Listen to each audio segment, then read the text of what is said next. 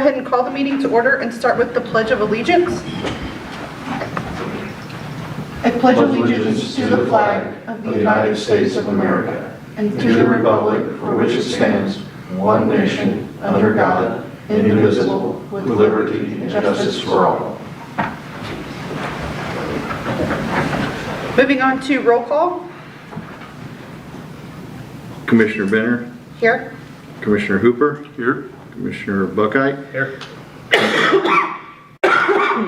Tucker. Sorry. Here. And Alderman Fahey. We have a quorum. Great. Moving on to the approval of the agenda for tonight's meeting. I'll make a motion to approve the agenda. I'll second. I have a motion and a second. All in favor? Aye. Any opposed? Okay, moving on to the approval of minutes of our last meeting of June 15th of 2026.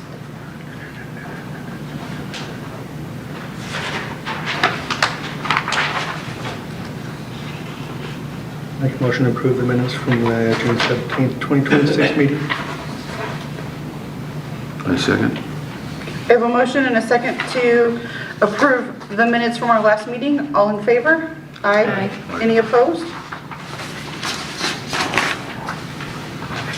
Okay, moving on to introduction of evidence.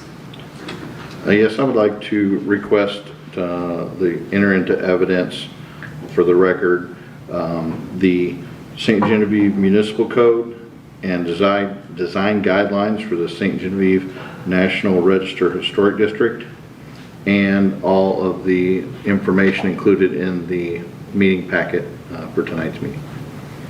Make a motion to approve the evidence. I'll second. I have a motion and a second. All in favor? Aye. Any opposed? Okay, moving on to old business. So the 2023 HPF grant, which is the mobile app walking tour, pretty much we're still in, unless you've received anything, we're still in the constant state that we were at the last meeting. The narratives are all written. Okay. 3 of those have been sent in as samples to SHPO, and that's been approved, so that's milestone 5. The next is the audio narratives. Those have started. And SRI also reached out, and we have secured the music of Dennis Stromont to be incorporated.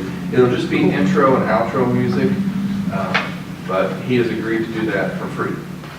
That's awesome. That's where we stand. Okay. And on the, thank you, Dave.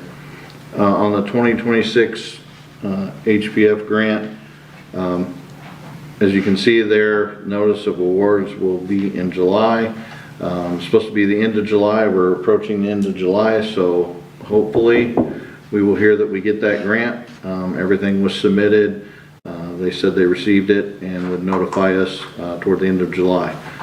Whether that gets pushed on into August, because that grant receipts have been pushed a couple times, so I could see that that date could get pushed a couple times.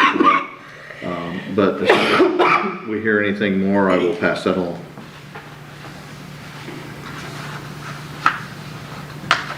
Okay, moving on to new business. We will start with SGHC 023-26 to receive a certificate of appropriateness for installation of a marquee sign at 39 North Main Street. Okay.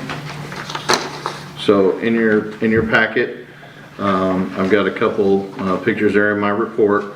The picture at the top is actually of the cleaners business that was there, and you can see the sign that was in place at that time above the cleaners. And then the suggested sign that they're requesting to be allowed to install is down in the bottom left-hand corner if you're looking at my report, but you also have a full big picture there as well. And Josh is here tonight if you have any questions for him, or if you have any questions for me.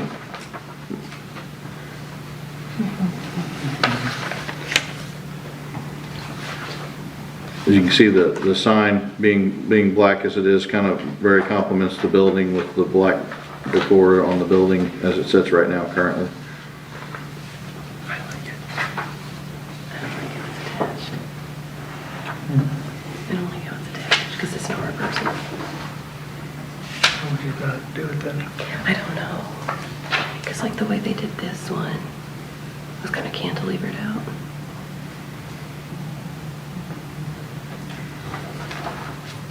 That's the only thing I don't like about attached. Because it's the old, yeah, but it's the old brick, so once they drill into it, you know what I mean? Even if they stay there the next 20 years, that brick's compromised and it's gonna come down.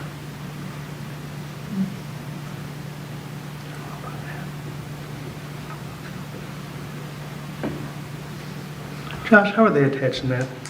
What's that? How are they attaching? Are they just bolting that through the brick or? I'm not 100% sure. I mean, Main Street Signs in Perryville, we've done a lot of signs in town, is the contractor that we've chosen, and they have a game plan, you know, to be able to attach it. There's still some hardware from the Audi Cleaner sign that's like there's one bolt on that side of the building. I don't know if it's still usable or not, but there is some hardware that's right there.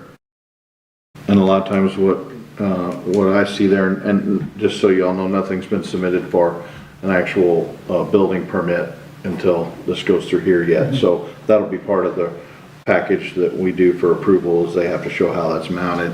How I've seen those in the past regarding the brick, a lot of times they will do something similar to those stars that are down there along the building. Only they won't go all the way through the buildings. Those go through the building and cinch the structure together. They'll actually go through the brick and have something, a plate or something on the back side of that will go all the way through. So you're not just going into the brick and popping the brick loose and taking that chance of that happening. Right. Okay. That's how I did in my porch on Main Street. That's- Yeah.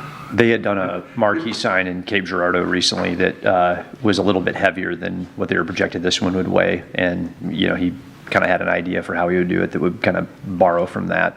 Right. On the inside behind the brick, is that a stud wall where it's going to be mounted on the inside of that wall? It's right now it's just plaster applied to the masonry. Is it, I've seen the inside. Yes, okay. is it installed down here on the corner like the picture, or more in the center like the original Audi Cleaners? It'll be on the, you know, it's actually there are two addresses on the building. So this is for the office that's on, you know, if you're looking at the building, it's the left-hand side. Yeah. Is it gonna be lighted? Mm-hmm. Does the picture looks like it's illuminated? Okay. Yeah. No, see, you were talking about like in the middle, you know, that, how they had the trees here, which they didn't have before. Right, no, I was just curious how this one was attached. Because when I drove past it, I couldn't see it from the street anyhow. No, I And have no I was idea. like, how did they get that one on there? I have no idea how it was, you still have the old building? I'm talking about the old sign. Yeah. I don't know. Yeah. Yeah. I mean, I've seen pictures of it, but yeah. They probably just bolted in, I guess. I like it, I mean, Yeah. it fits I mean, the, that was my only concern, was the way it was attached. yeah. Well, that's what I figured, they'd go all the way through, you can put a plate on the backside. And those sign companies, they have, on stuff like this, this commercial, they have engineering folks that work all that out and give you certifications on it as well. We'll have to do that for our property insurance too. So, yeah. Yeah, Yeah, as long as it's structurally, yeah, I don't really have a problem with it. and that's, yeah, I would, do you have anything else? I'd make a motion to approve it the way presented. I move we approve as submitted. Okay, I have a motion and a second to accept the certificate of appropriateness for the installation of the marquee sign. All in favor? Aye. Any opposed? All right. Thank you, guys. Thank you, John. Just like the way they did that, like, Yeah, I like this style. I was just, like I said, old brick made me nervous. yeah. Yeah, fifth, no, so probably just take like one bolt all the way through and the plate on the inside. Ready? Yep. Okay. Moving on to SGHC 024-26, to receive a certificate of appropriateness for repair or demolition of a classified dangerous building at 43 South 8th Street. Okay, just some background history on this. You guys have this information in the packet. And you got these photos as well in the packet I sent out. I didn't print all of them off for the packet in here, just because there's so many of them, and to print all that many off in color, it's easier just to look on our screen here. As you can see, just on that side alone, this would be the north side of the building. You can see the damage that has been done to the front porch area. One could say, well, that's just damage to the front porch area, but you can't see it that well here, but there's a crack that comes off the corner of this window that makes its way, even though these are split joints, it actually divides some of these things in half and has got up to this window, and it's done the same thing on the other side. And I'll go through some more damage pictures here. But I have declared this building a dangerous building. The city's received multiple complaints even before I took the position here. And we hoped, after talking with the owner, that things would get taken care of. We offered for him to get a permit to do repairs to it. That hasn't happened, obviously, so we declared it dangerous and posted the structure as such. As part of that, all interested parties have been notified. We have found the owner, so he is fully aware of what's going on. I asked the owner to apply to you all tonight to discuss whether to demo the structure or save the structure. Again, it's a dangerous building. He has options to do both. If we are going to save the structure, he'll have to provide documentation on how that's going to get done, not just something written by him, but at this point, it's structurally unsound, so it'll have to be an engineer architect to provide that to the city, to our satisfaction. He did not apply, waited till last minute. As you all know, you got your packets late, and I'm sorry about that, but I gave him till basically the end of the business day on Friday to get something to me. He is fully aware that we are, as a city, we're going to apply to you to ask you that question of what your recommendation is moving forward, so we can move that on to him. And then he has a decision to make there, and then we're going to approach city council as per ordinance on what to do of no activity on a dangerous building. So we wanted to have all that in place and your approval on what to do with the historic structure.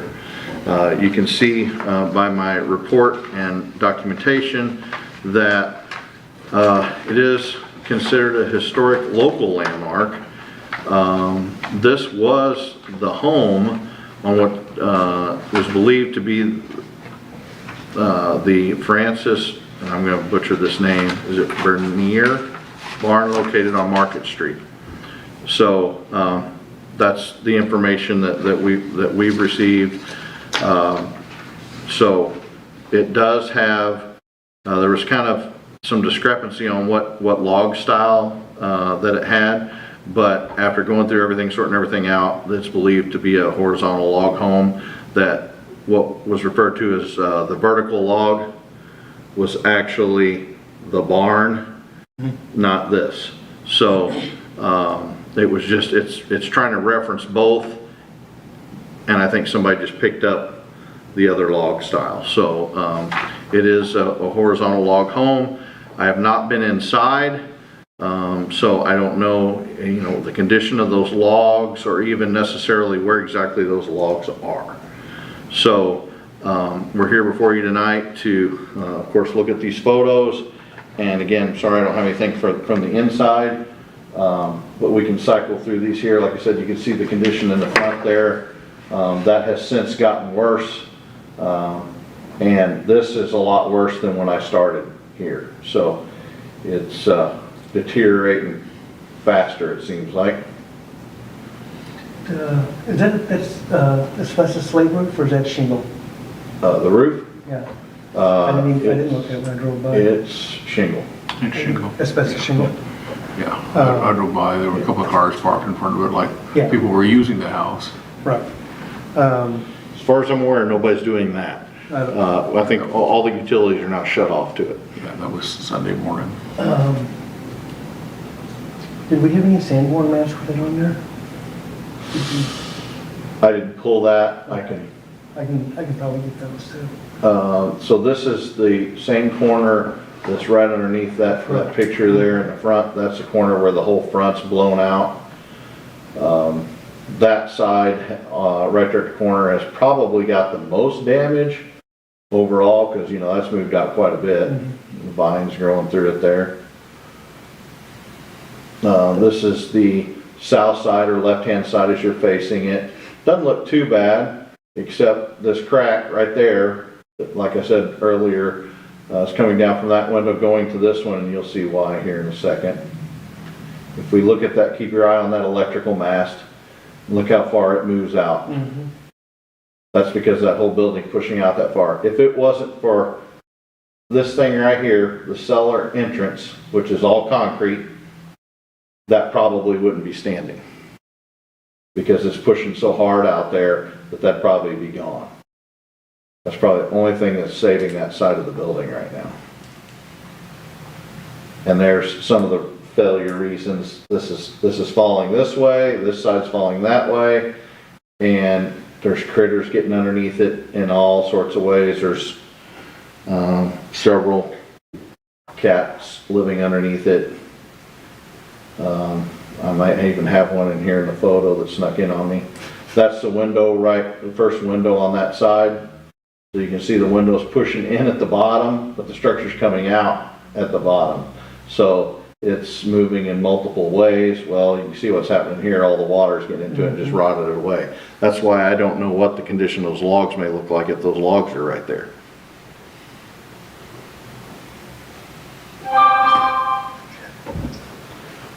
And there gives you a little better view of that concrete structure there that you can see. I mean, it hadn't moved until you get up above it. So it's kind of doing what it's supposed to be doing and providing an area there of support.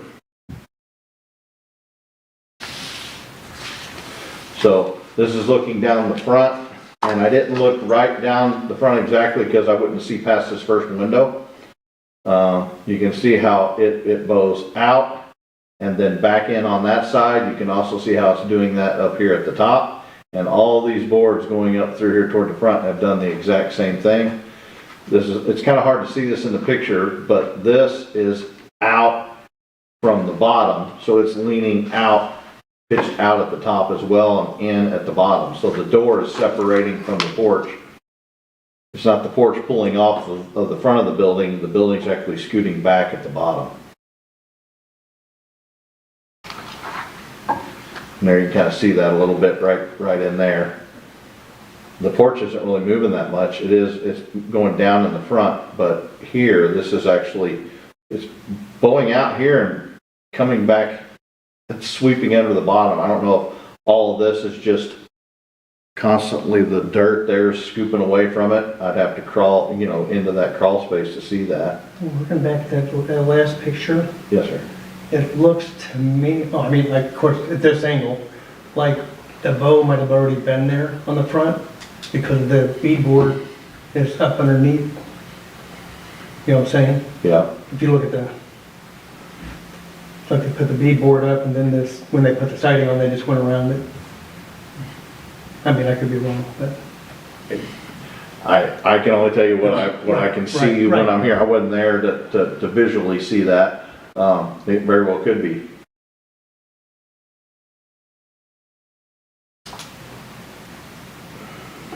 This is the back corner looking forward on the north side. Stack there, you got greenery growing in and out of it. Basically, this stuff happens when somebody just leaves the structure alone, and this is what'll happen. There's the cat right there. I don't know if you can see it or not, but there's a little kitten that popped its head out during the photo. That's a large hole that's just developed under structure for stuff crawling in and out of it and water going into it. Very front corner window. This has got this almost the same deterioration as the same window on the other side of the house. this side's starting to pop out like the other side, just not as bad yet. Most of the damage is to the front on that side. So that's all the photos I have here. I got much more photos that gets a little more intricate into that stuff, but you have a list of things that I sent to the owner showing what was wrong and what would need to be corrected. He does agree, after seeing the photos, that something desperately has to be done. Again, he was given the option to apply tonight. He did not do that. So we, the city, did that. And we're asking for your determination on whether the structure should be saved because of its historic significance or demolished. Obviously, if the latter is chosen, and he doesn't do it, then the city will have to take it. Either way, the city will have to do the work. If he chooses not to do it, then we'll put a lien on that property for that amount of work. If we do it, it's probably going to be, if it's fixing it, it's going to be a stabilization method more so than, fixing it up completely. If it is a demo, obviously we're going to be taking great care in preserving whatever we can preserve out of the structure. But to move forward with the scenario here, we have to bring it before you all and get a determination so we can move forward. Well, I, for one, demolition by neglect is like absolutely a big no-no for me. My opinion would be to tell them to fix it. It's a horizontal log, Yeah. and then once it's gone, it's gone forever. And Yeah, I so, think we need at least to have an engineer evaluate it to give him an idea of what needs to be done. And then maybe he can come back after that process and they can present what is really there and what can be done. I agree. 1838, it's old growth logs, so Right. Yeah. they probably have tolerated water damage a lot better right. than, And you're probably gonna have some that are bad, There- gonna have to be replaced. There's gonna be some but- work. and that stacked stone foundation, that might be the whole problem I think as that's- opposed yeah. to. Yeah. Right. I think it was Stabilize the undermined and it foundation started and- settling. And So, yeah, I think we need to have, I move that we move forward to have him have it engineer, have engineers look at it to try to see what needs to be done to save that house. I would second that. So I have a motion and a second to move forward with the repairs, which includes getting an engineer in to do a full evaluation to see what needs to happen. All in favor? Aye. Any opposed? Can I add one little item to that, or question, I guess? Maybe. So if we, we give him that information and we'll give him a time frame to decide that. He decides I can't do anything with it, I'm not gonna be able to do that. Are you giving the same recommendation to the city moving forward as well? I would say yes. Can I? Yeah, we need to at can least I get- evaluate it. Can I get that as a We need a motion. recommendation yet, if that happens? I move that if the owner fails, that we pursue having it evaluated to see if it can be saved. Okay, I'll second. Okay. thank you. Got it. All in favor? All in favor of the, I'm thinking in my head, all in favor of the amendment to, if the homeowner does not follow through, to have the city go ahead and follow through with reaching out to an engineer to give recommendations? All in favor? Aye. Any opposed? So much happening. My brain was like, hold on. Sorry.